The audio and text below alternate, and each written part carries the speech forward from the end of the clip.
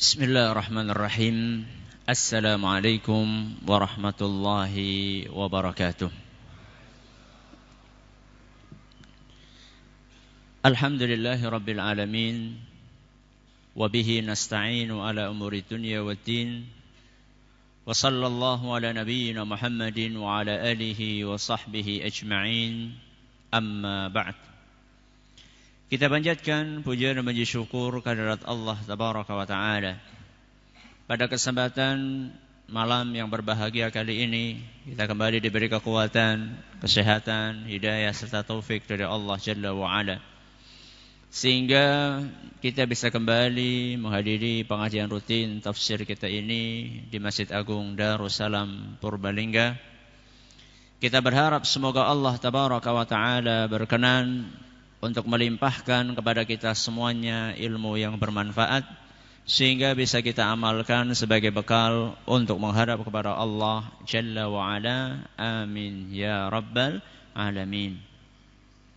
Salawat dan salam semoga senantiasa tercurahkan kepada junjungan kita Nabi besar Muhammad sallallahu alaihi wasallam, kepada para sahabatnya, keluarganya, dan umatnya yang setia mengikuti tuntunannya hingga di akhir nanti. Para hadirin dan hadirat sekalian yang kami hormati, segenap pendengar radio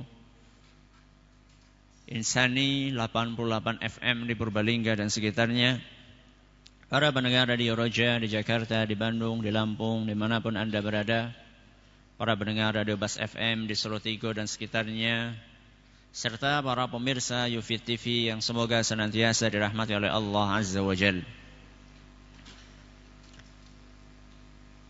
Pada kesempatan kali ini kita akan melanjutkan tafsir firman Allah Azza wa Jalla, "Wa ma umiru illa liya'budullaha mukhlishina lahud-dina hunafa wa yuqimus salata wa yu'tuz zakata wa dzalika dinul qayyimah." Masih ingat kita sampai mana?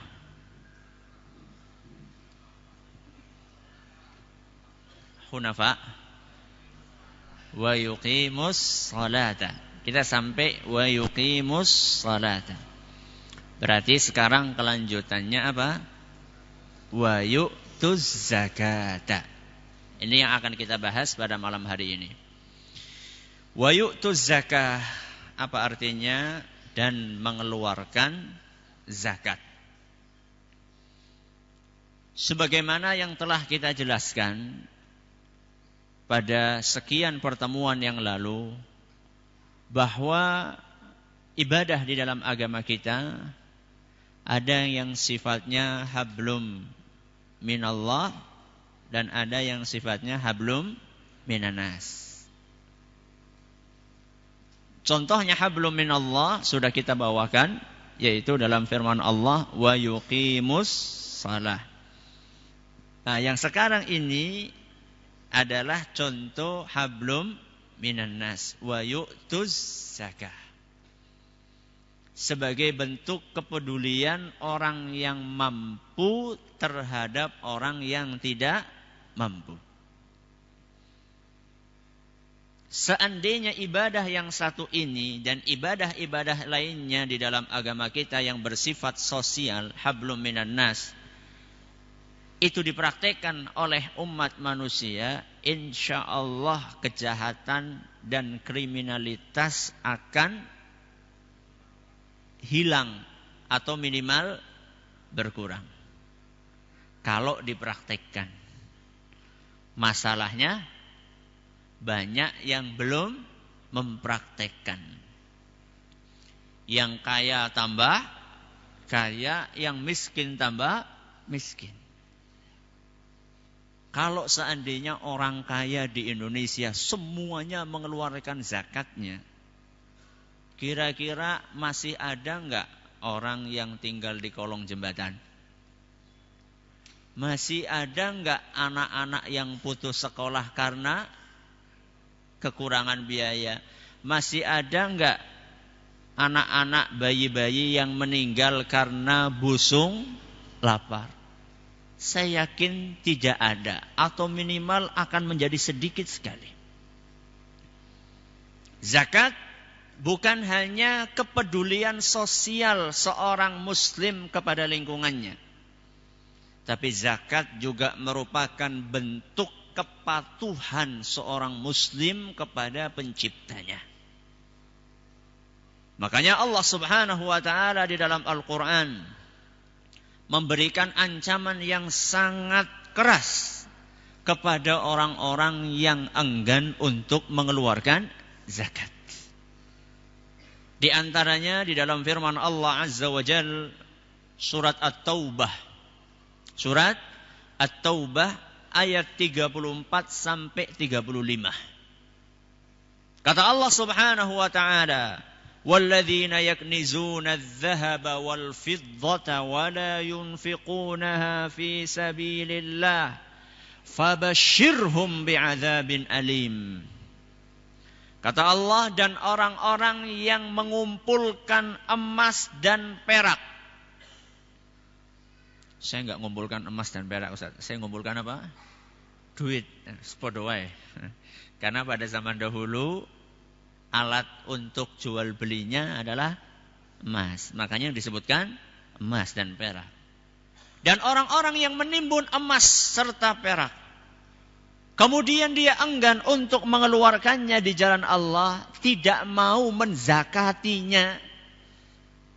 Kata Allah, فَبَشِّرْهُمْ بِعَذَابٍ أَلِيمٍ. Kasih tahu mereka bahwa azab yang pedih menanti mereka. Kasih tahu sama mereka bahwasanya siksaan yang sangat kejam menunggu mereka. Ini ayat 34. Ayat 35 Allah melanjutkan apa siksaan tersebut. Kata Allah Azza wa Jalla, "Yauma yuhma 'alaiha fi nari jahannam." Ingatlah pada hari di mana saat itu harta yang mereka timbun tersebut oleh Allah Subhanahu wa taala dipanaskan sampai meleleh. Emas peraknya, duitnya, semuanya itu dipanaskan sampai meleleh. Setelah meleleh dan dalam keadaan sedang mendidih, Allah Subhanahu wa taala mengatakan, "Fatukwa biha jibahuhum wa junubuhum wa zuhuruhum." Yang sudah mendidih tadi, sing lagi umep blekutuk tadi itu, oleh Allah Subhanahu wa taala digunakan untuk nyetrika. Apa yang disetrika? Mukanya mereka. Kemudian punggungnya mereka dan lambung atau perutnya mereka. Lengkap sudah semuanya. Disetrika oleh Allah.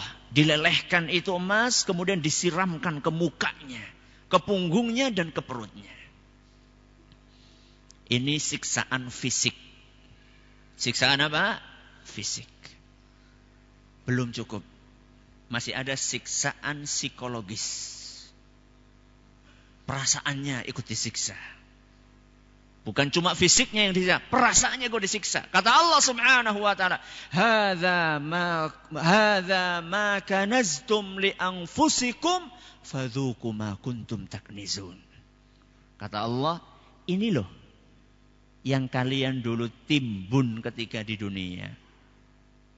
Kata Allah, "Fadzuqu", rasakan akibat dari apa yang kalian timbun ini. Jadi bukan cuma fisiknya yang sakit, apanya? Psikologisnya, hatinya juga sakit. Maka hati-hati orang-orang yang kaya, kekayaan itu adalah pedang bermata dua. Bisa jadi kekayaan yang Anda miliki mengantarkan kemana? Surga, atau menjebloskan ke neraka. Tinggal pilih, mau milih yang mana. Pilih jadi orang kaya atau jadi orang miskin? Kaya kabehan karepe.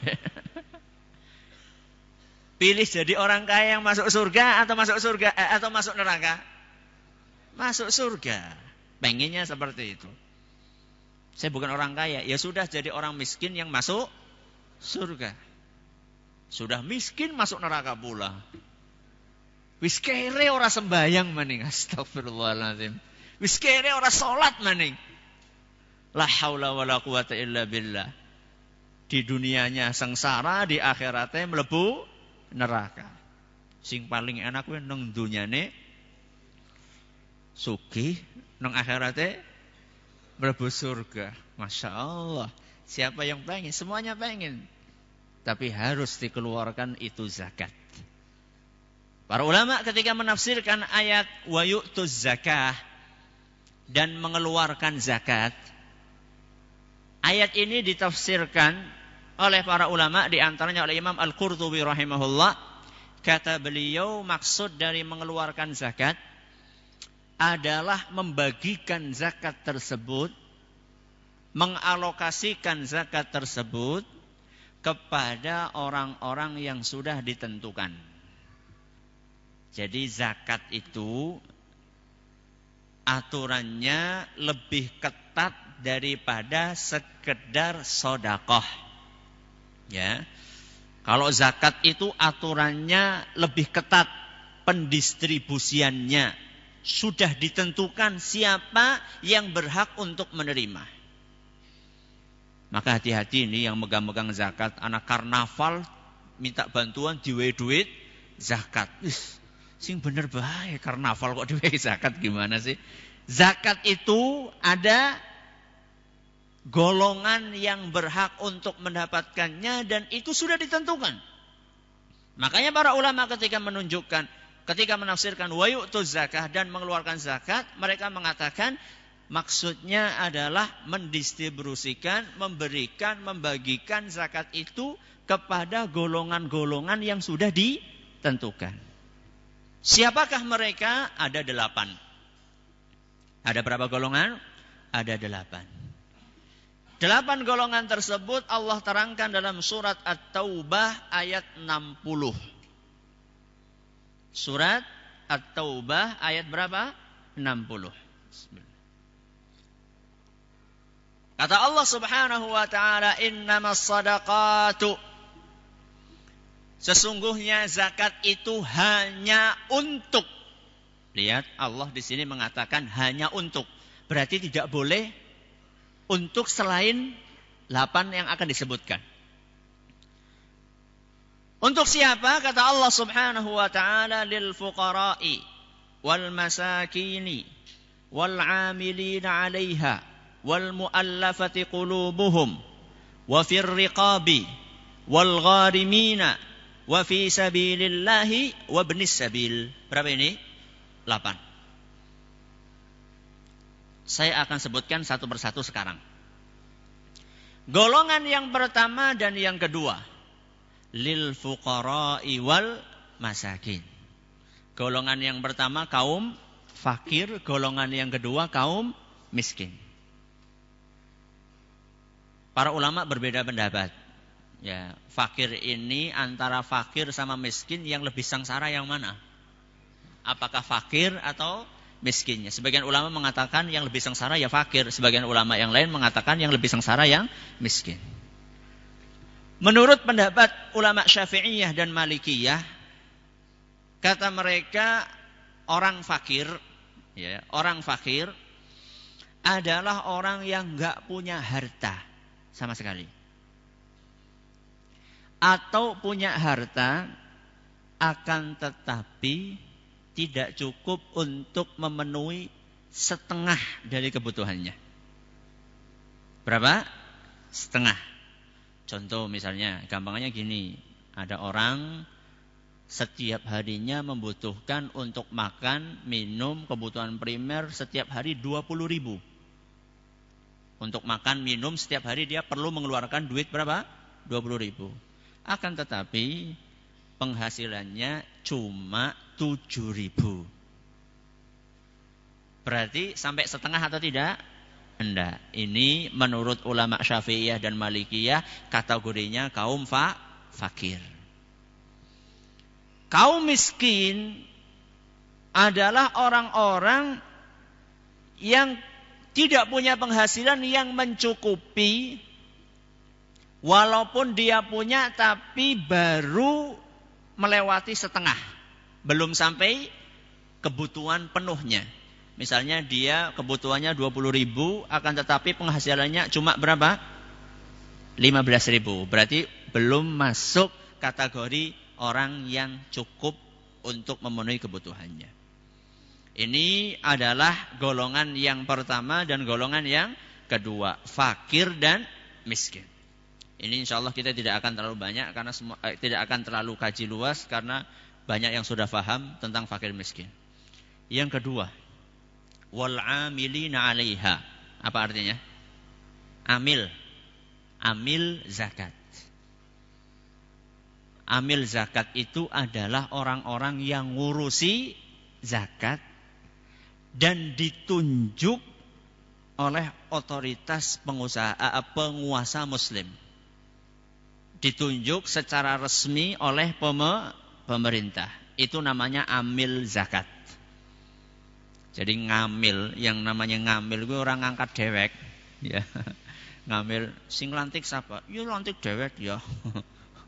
Amil yang dimaksud di sini adalah orang-orang yang ngurusi zakat dan mereka ditunjuk resmi. Oleh siapa? Oleh pemerintah. Entah dia itu mendapatkan tugas untuk mendatangi orang-orang, layanan jemput zakat, datangi ke rumah-rumah, atau dia kerja di kantor, tukang nulis. Ini semuanya masuk amil kalau resmi. Ditunjuk oleh siapa? Oleh pemerintah. Mereka walaupun hidupnya berkecukupan, mereka berhak untuk menerima zakat. Karena perhatikan juga, amil-amil zakat itu kadang-kadang wong sugih-sugih. Ya, ada pensiunan, lah nyongaram golet apa maning wis pensiun. Penghasilan sudah cukup. Akhirnya dia terjun di bidang itu, mendedikasikan waktunya, kemudian dikasih oleh pemerintah jatah dari zakat tersebut. Saya mampu kok. Emang saya ini orang miskin? Loh, yang namanya amil itu supaya bisa mendapatkan zakat tidak harus jadi orang miskin dulu. Jadi nanti dulu saya tak jadi orang miskin dulu. Enggak, yang namanya amil walaupun dia itu hidupnya berkecukupan, walaupun dia orang kaya, dia tetap berhak. Dia tetap berhak. Kalau kemudian dia enggak mau ngambil, ya terserah dia, itu masalah dia. Tapi dia punya hak. Dalilnya apa? Bahwa orang kaya kalau dia amil statusnya, dia boleh menerima zakat. Dalilnya hadis Nabi SAW yang diriwayatkan oleh Imam Abu Dawud. Dan hadis ini dinyatakan sahih oleh Syekh Al-Albani. Kata Nabi SAW, la tahillu sadaqatu li ghaniyyin illa li khamsatin. Zakat tidak halal untuk diterima oleh orang kaya kecuali 5 orang. Saya ulangi, zakat tidak halal untuk diterima oleh orang kaya kecuali 5. 5 jenis orang kaya. Saya cuma sebutkan satu saja ya, waktunya terbatas. Yang satu kata beliau, auli amilin 'alaiha. Salah satunya adalah amil zakat. Gak apa-apa, kaya ambil. Wah, saya gak mau ngambil. Ya terserah jenengan, itu kan haknya jenengan. Gak jenengan ambil juga gak apa-apa. Sudah. Ini adalah golongan yang kedua. Apa? Amil zakat. Yang ketiga, betul. Yang keberapa? Ini yang ketiga berarti ya. Yang tadi amil zakat yang ketiga ya. Iya. Karena fakir miskin ya, kemudian amil. Betul. Berarti sekarang yang keempat. Yang keempat, wal mu'allafati qulubuhum. Mu'allaf. Coba saya tanya, panjenengan yang panjenengan pahami, mu'allaf artinya apa? Orang yang baru masuk Islam. Itu betul, cuman itu salah satu jenis mu'allaf. Salah satu jenis mu'allaf adalah orang yang baru masuk Islam. Kenapa perlu dikasih zakat? Kenapa? Mu'alaf sugih kok diwehi? Orang kaya mu'alaf dikasih? Iya. Yakin? Ini ada orang Islam sudah lama banget masuk Islamnya, sejak lahir. Enggak dikasih zakat. Kalau miskin, dikasih. Mu'allaf artinya secara letterlek adalah orang-orang yang kita ingin hatinya itu dilembutkan. Mu'allaf. Kita ingin hatinya dilembutkan. Dilembutkan gimana maksudnya? Dilembutkan supaya dia ini kalau sudah masuk Islam jangan sampai keluar lagi. Jadi kita lakukan PDKT.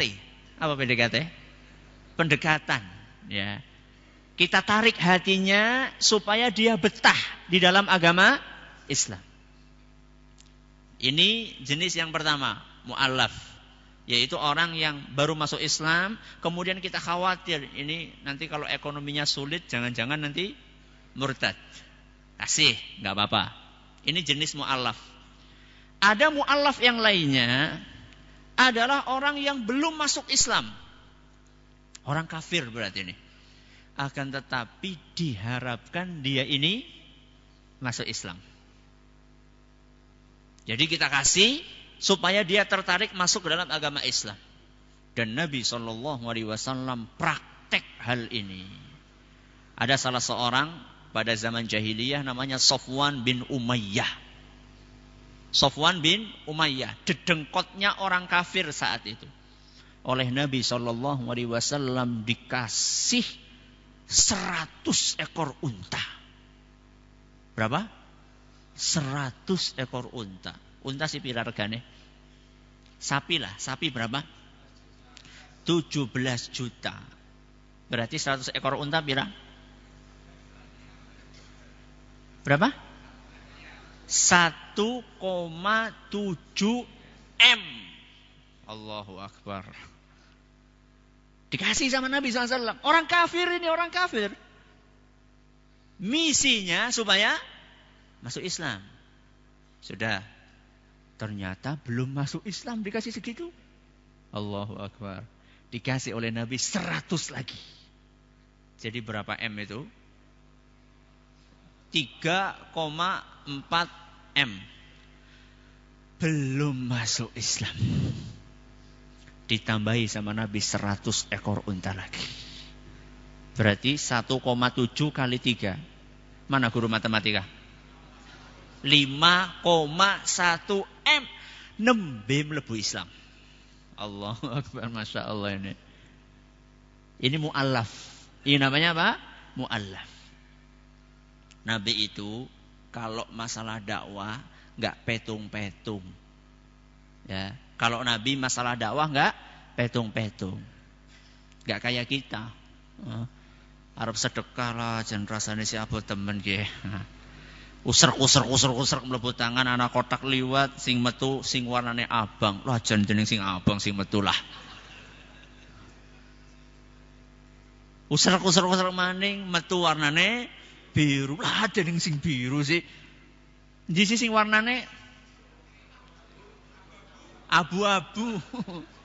Ketemu abu-abu enti sing klitik-klitik iki ora ana sing klitik-klitik. Allahu Akbar.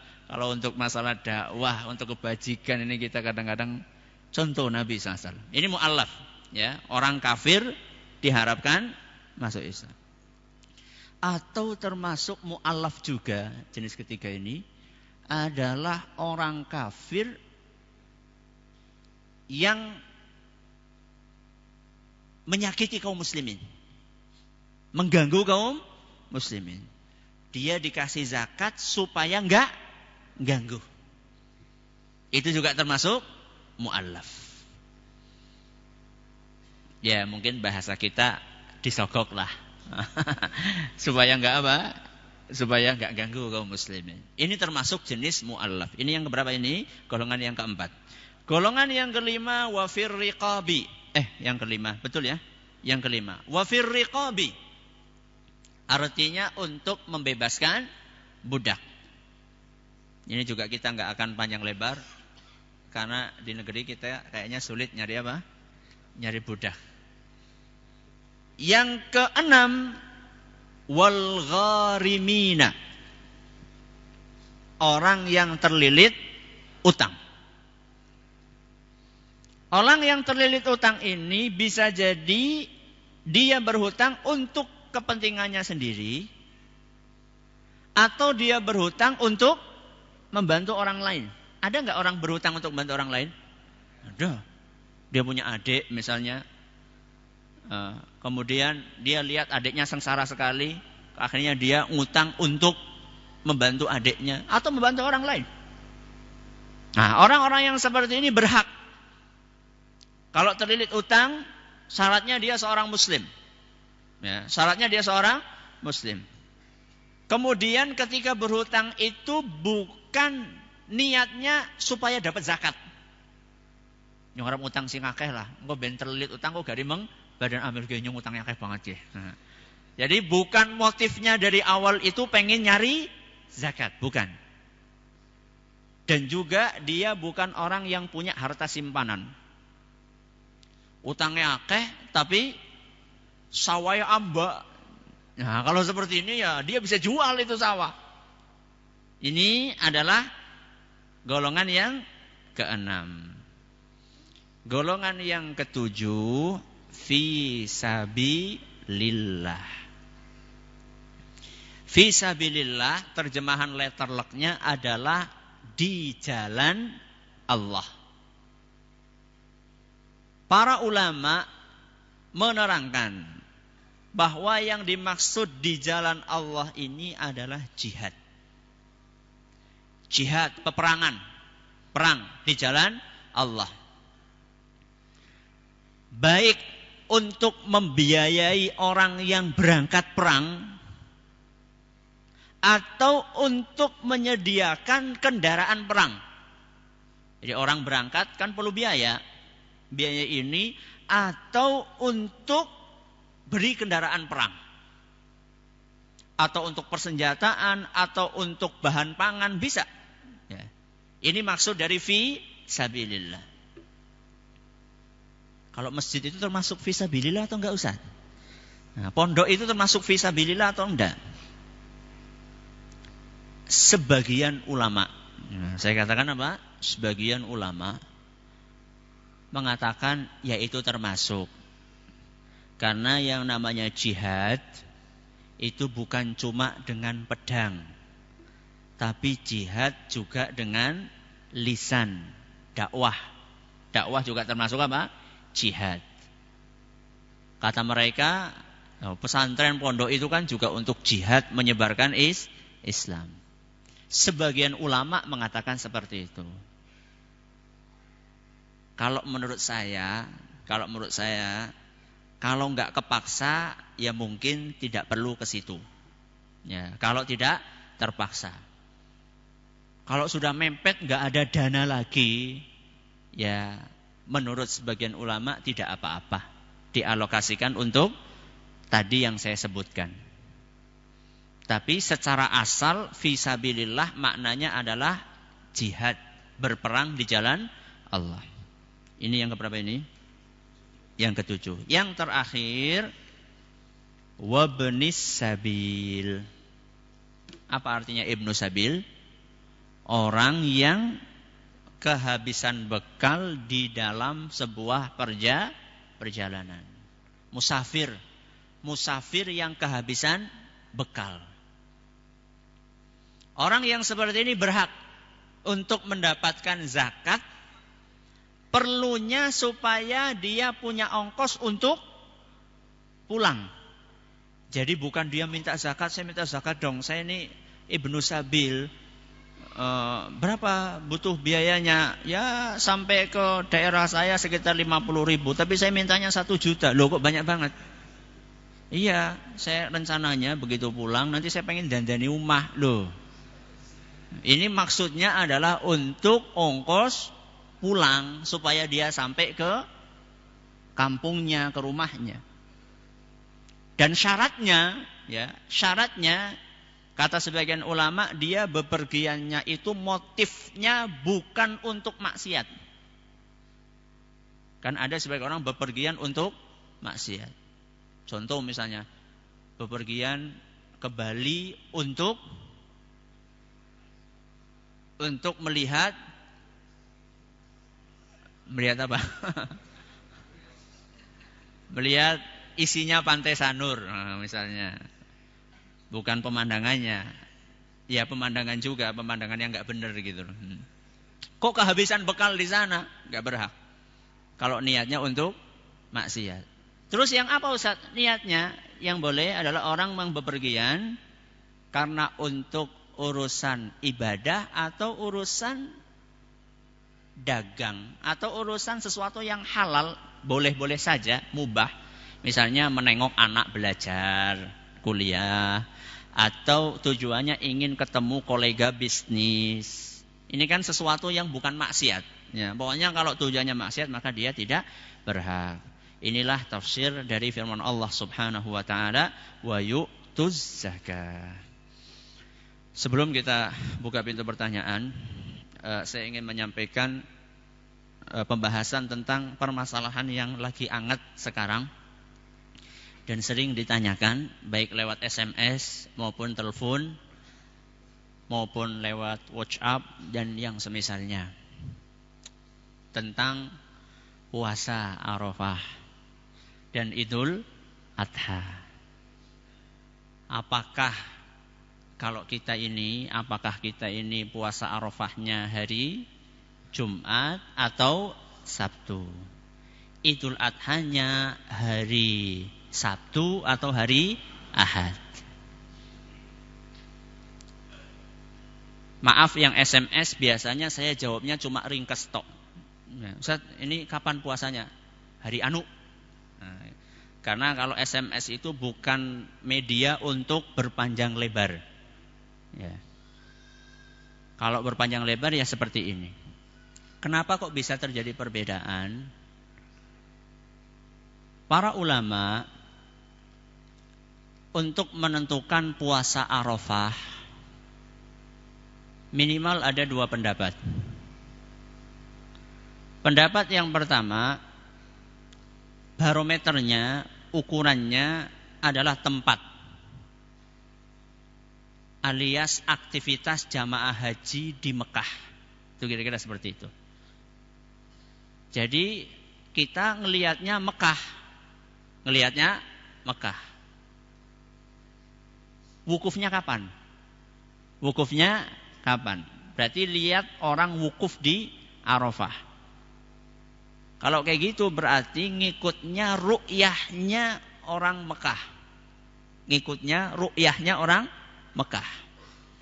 Di sana di Mekah itu bulan kelihatannya kapan? Terlihatnya bulan kapan? Berarti barometernya adalah tempat. Yang dijadikan ukuran apa? Tempat. Penentunya adalah tempat, yaitu Arafah. Kapan orang wukuf di Arafah? Kalau menurut pendapat pertama ini, maka puasanya adalah hari Jumat, Idul Adhanya adalah hari Sabtu. Karena melandaskan tempat. Nah, wukufnya orang di Arafah. Yang jadi barometer ukurannya ru'yahnya penduduk Mekah. Atau sekarang Saudi. Sekarang apa? Saudi. Ini pendapat yang pertama. Pendapat yang kedua mengatakan bahwa yang jadi barometer itu adalah tanggal, bukan tempat. Yang jadi barometer apa? Tanggal. Puasa Arafah sih tanggal berapa? 9 Dzulhijjah. Kita orang Indonesia, hasil ru'yah kita, puasanya Arafahnya bertepatan pada tanggal 9 Dzulhijjah dan itu hari Sabtu. Ini ru'yahnya orang Indonesia. Jadi barometernya menurut pendapat yang kedua ini adalah tanggal alias waktu. Kita sekarang kapan? Sekarang waktunya puasa tanggal 9 Dzulhijjah. Makanya 9 Dzulhijjahnya kita orang Indonesia adalah hari Sabtu. Otomatis kalau kayak gitu berarti Idul Adhanya hari Ahad. Ini pendapat yang kedua. masing-masing dari pendapat ini dianut oleh ulama-ulama besar. Nah, oleh ulama-ulama besar. Di antara ulama yang merojihkan, yang menguatkan pendapat pertama adalah Syekh Abdul Aziz Ibn Baz rahimahullah. Sedangkan pendapat yang kedua dianut oleh Syekh Muhammad bin Shalih Al-Utsaimin rahimahullah. Sama-sama ulama besar. Sehingga masalah ini adalah masalah khilafiyah. Masalah apa? Khilafiyah. Ijtihadiyah. Dalam masalah seperti ini tidak pantas gontok-gontokan. Wong Idul Adha kok puasa? Dulu roli. Puasa Arafah kok tanggal 8? Ya ora nana puasa Arafah tanggal 8. Saling apa? Enggak usah gitu-gituan.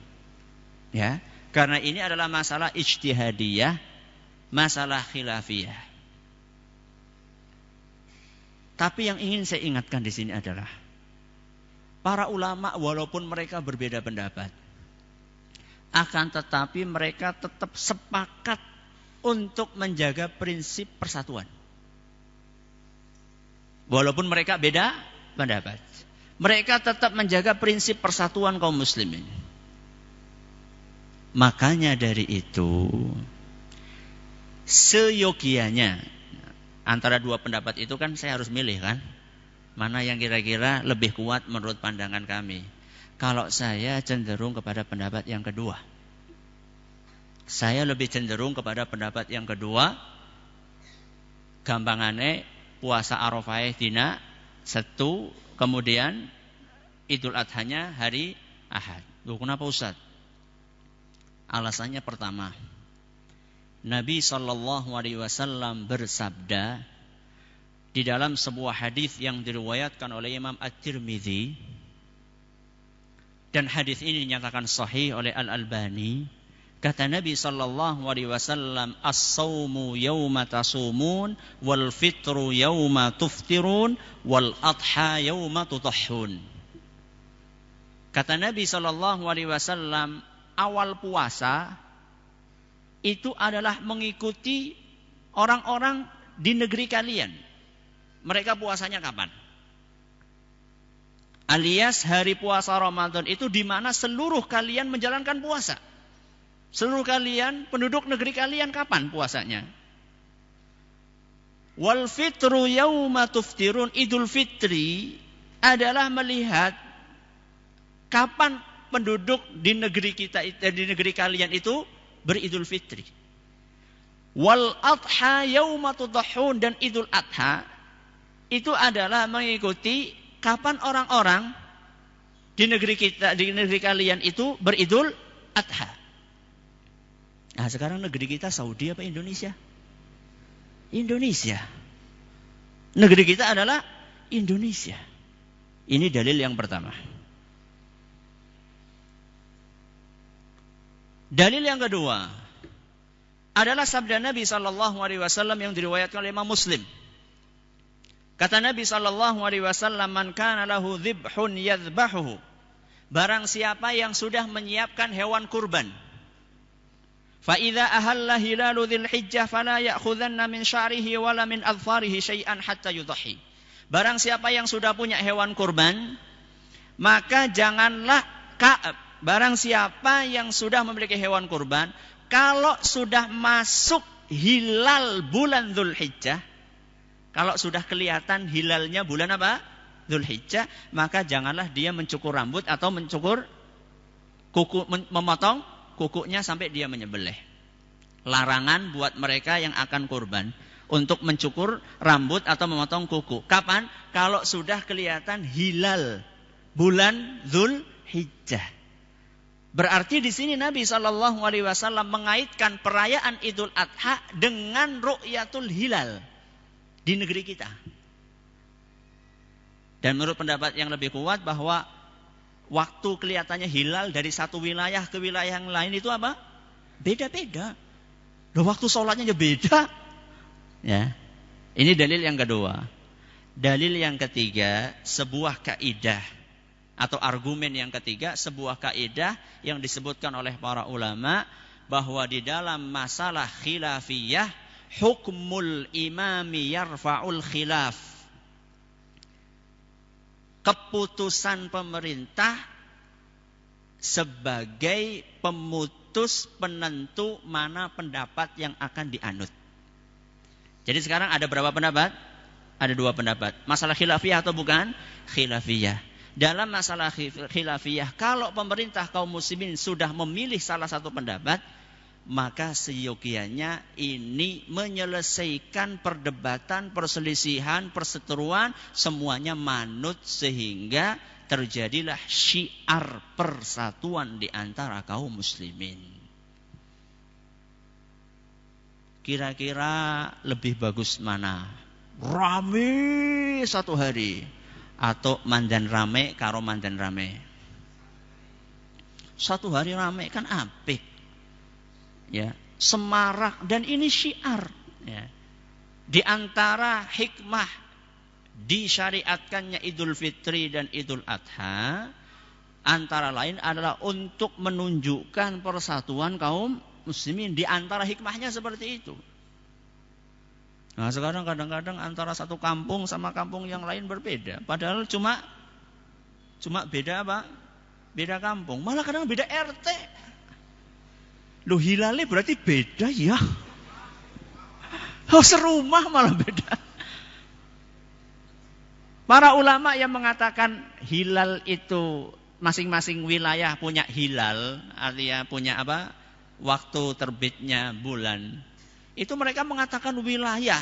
Jadi kayak Indonesia, Malaysia, Singapura, apalagi Brunei, Filipina, itu satu wilayah. Ini nggak apa-apa, beda. Nanti sama misalnya Saudi di situ ada Saudi, Emirat, Qatar, Bahrain, Kuwait, satu wilayah. Itu masuk akal. Karena apa? Jauh. Bedanya 4 jam. Loh, RT ini jenengan kalau RT samping gue bedanya pirang jam sih sholatnya? Kok bisa beda itu gimana sih? Nah. Makanya ini pendapat saya. Ini pendapat yang kami yakini benar. Akan tetapi saya ingatkan sekali lagi, kalau memilih salah satu pendapat dan itu masalahnya ijtihadiyah, tidak usahlah memvonis saudaranya, memvonis pendapat yang lain. Wah, pendapat batil banget itu. Pendapat sangat batil itu. Ya, jangan gitu-gitulah. Ya, ini masalah ijtihadiyah. Masing-masing ada ulamanya, masing-masing punya argumennya. Ya, yang saya yakini seperti ini. Dan ini akan saya pertanggungjawabkan di hadapan Allah Subhanahu wa taala. Dan ini masalah ijtihadiyah khilafiyah. Sebagian orang nulis ijma' para ulama. Masya Allah. Iki ijma' sumbernya sekang ngendi ijma'? Ini khilafiyah di antara para ulama. Bukan masalah ijma'. Ya, bukan masalah ijma'.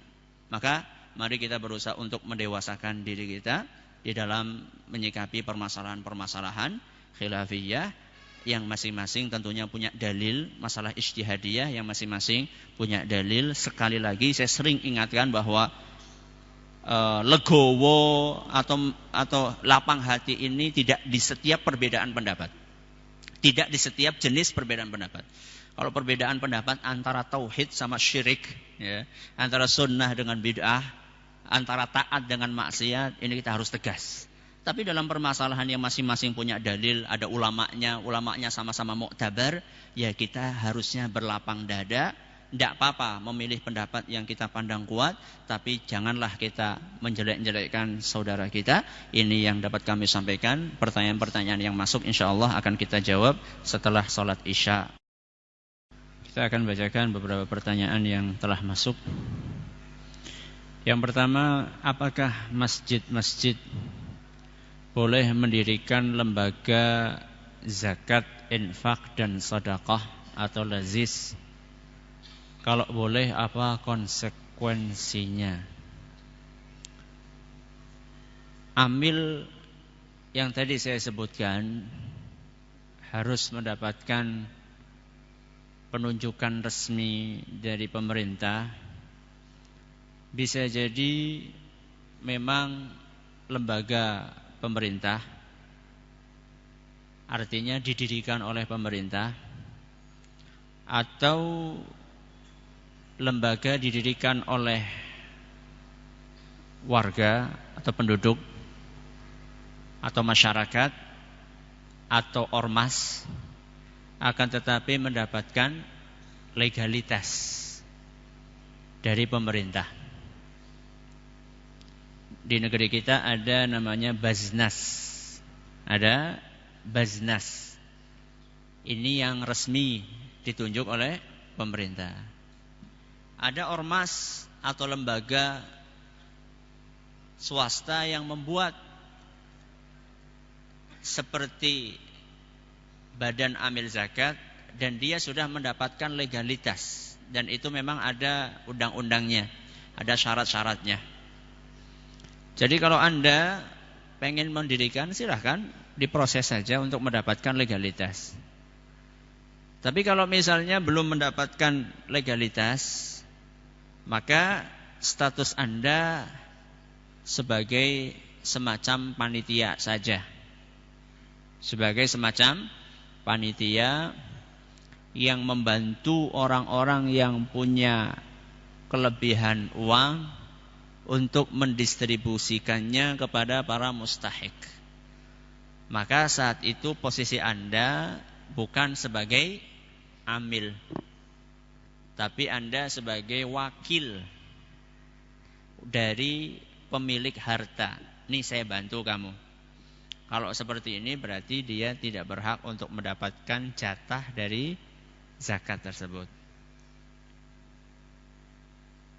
Makanya kalau saya perhatikan yang ada di masjid-masjid atau yang ada di lembaga-lembaga, itu lebih banyak motivasinya adalah bersifat apa?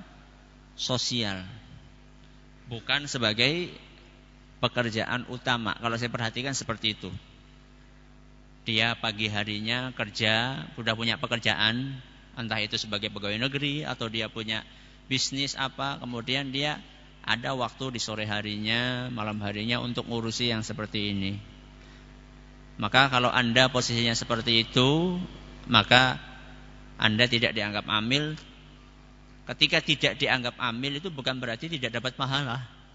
Ya. Insya Allah dapat pahala, bantu orang, mendistribusikan kepada pihak-pihak yang berhak, mendapat pahala insya Allah, selama ikhlas di dalam beramal.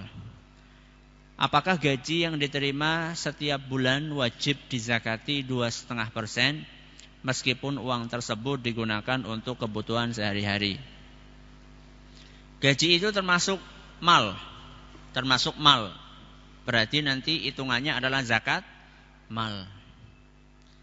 Zakat mal itu penghitungannya bukan setiap bulan. Penghitungannya adalah setiap tahun kalau sudah sampai nisab. Ya. Mungkin yang Anda tanyakan ini apa yang diistilahkan dengan zakat profesi mungkin. Ya, mungkin yang ditanyakan oleh saudara penanya ini apa yang biasa diistilahkan oleh zakat yang biasa diistilahkan dengan zakat profesi. Saya sampai sekarang belum nemu dalil yang sahih, yang gamblang tentang zakat profesi dari Al-Quran maupun hadis Nabi SAW. Itulah yang saya yakini, yang kami yakini bahwa zakat profesi itu setahu kami tidak ada dalilnya. Makanya kalaupun Anda keluarkan setiap bulannya 2,5% dari gaji Anda yang belum sampai nisab dan belum terhitung 1 tahun atau 1 haul, maka itu teranggap sodakoh. Teranggap apa? Sodakoh, bukan zakat. Wallahu a'lamu bissawab. Ustaz, saya sering dimintai tolong oleh saudara untuk membantu proses penyembelihan hewan kurban. Setelah selesai saya mendapatkan 2 bagian. Yang 1 bagian adalah jatah untuk saya, yang satunya lagi sebagai tanda terima kasih. Hukumnya bagaimana? Kalau akadnya sebagai upah maka tidak boleh. Kalau akadnya sebagai upah maka tidak boleh. Nih, kamu sudah nyembelih, ini upahnya. Ya, jadi upah tukang jagal itu tidak boleh diambil dari hewan kurban. Kalau mau diberi lebih, tukang neteli, kemudian tukang nyembelihnya, mau dikasih lebih, silahkan. Tapi bukan sebagai apa? Upah. Loh berarti boleh Ustadz memberi tidak rata. Maksudnya jatahnya antara yang enggak neteli sama yang neteli beda. Ya enggak apa-apa. Siapa yang melarang? Nah, yang penting nanti akadnya bukan sebagai upah. Terus apa? Ya sedekah atau pemberian atau berbuat baik kepada dia atau hadiah, bukan sebagai upah. Atau kalau lebih mudahnya saja, panitia kurban ketika nariki dana dari para sahibul kurban, dananya jangan ngepas sesuai dengan harga sapi atau kambingnya. Misalnya kambingnya harganya 2.500.000 misalnya ya. Ya kasihlah 2.550.000. Nah, 50 buat siapa Ustaz? Ya orang melebu kantong lah. 50 buat tukang jagalnya. Ya. Buat nanti istirahat, makan. Jadi ketika membayar itu sudah sekaligus sama biaya ongkos tetek bengek. Bukan cuma untuk beli hewan kurbannya tok. Itu lebih aman. Ustaz, saya Agus dari Karangmanyar. Saat ini saya dan keluarga sedang ditimpa penyakit gatal-gatal. Saya mau didoakan oleh majelis ini agar Allah menyembuhkannya. Semoga Anda dan keluarga Anda segera dikaruniai kesembuhan oleh Allah Subhanahu wa taala, dan kita semuanya yang masih menderita sakit segera dikaruniai kesembuhan oleh Allah Subhanahu wa taala. Allahumma amin. Jangan anggap remeh loh penyakit gatal. Nah, penyakit gatal ini bisa lebih mahal pengeluarannya dibandingkan penyakit yang lain. Ya. Saya pernah mengalami kasus seperti ini. Satu keluarga semuanya gatal. Berobat satu orang itu bisa 3 orang bisa hampir 1 juta. Ini belum Mas, nanti datang lagi 3 kali. Astagfirullah. Jadi gatal itu walaupun kelihatannya apa? Kelihatannya remeh, itu Masya Allah itu. Jadi kita doakan semoga lekas sembuh. Amin.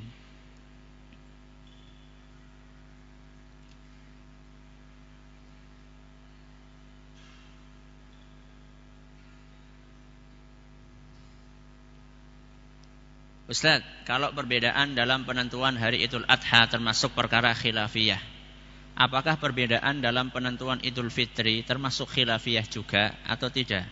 Mohon penjelasannya. Kalau yang memperhatikan apa yang saya sampaikan tadi dengan cermat, dia bisa memahami perbedaannya. Dari tadi saya menyinggung tentang masalah ru'yah. Dari tadi saya menyinggung masalah apa? Ru'yah. Antara ru'yah, mengikuti ru'yahnya penduduk Mekah atau mengikuti ru'yahnya penduduk Indonesia. Dari tadi saya bicaranya ru'yah. Dan itulah yang saya maksud dengan khilafiyah. Nah, kalau Idul Adha kan, kalau Idul Fitri kan masalahnya bukan di situ. Masalahnya masing-masing punya metode. Masing-masing punya metode. Yang satunya ru'yah, yang satunya metode yang lainnya, yang saya yakini argumen yang dimiliki lemah sekali. Ya, argumen yang dimiliki lemah sekali. Bahkan para ulama 4 madhab, Syafi'iyah, Malikiyah, Hanabilah, kemudian Hambali, ya, 4 madhab semuanya memakai ru'yah. Semuanya memakai ru'yah. Ya. Jadi saya bicara tadi masalah apa? Ru'yah. Toh kalaupun Idul Fitri dianggap khilafiyah, ya silahkan kita kembalikan tadi kaidah yang mengatakan bahwa keputusan pemerintah seharusnya itu menyelesaikan khilafiyah. Seharusnya seperti itu. Ya. Sehingga kita enggak ribut terus saben tahun. Rasanya kok jenuh ya, saben tahun apa? Ribut. Ya. Jadi harus ada otoritas, ya, harus ada otoritas yang dihormatilah, ya, yang dihormati, kemudian keputusannya itu diikuti. Ya. Ada saat-saatnya kita harus mengesampingkan kepentingan-kepentingan pribadi kita, kepentingan-kepentingan kelompok kita, kepentingan-kepentingan organisasi kita. Ada saatnya kita harus kesampingkan itu.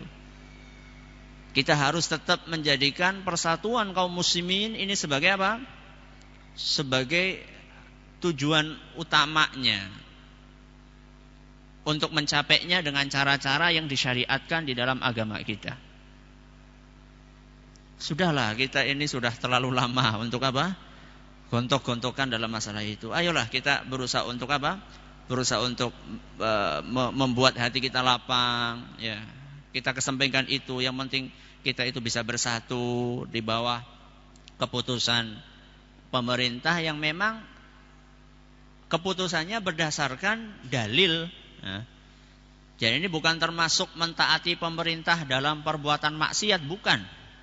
Jadi ada sebagian orang, wah itu pemerintah kan salah, pemerintah itu berbuat maksiat, makanya kita nggak boleh taat. Ini bukan masalah maksiat, ini masalah khilafiyah. Ya. Kemudian juga pemerintah sudah menentukan sesuai dengan dalil. Ya. Terutama saya bicara masalah Idul Fitri, Idul Adhanya juga sudah sesuai dengan dalil, menentukan dengan ru'yatul hilal. Sudah diikuti saja. Ya, diikuti saja.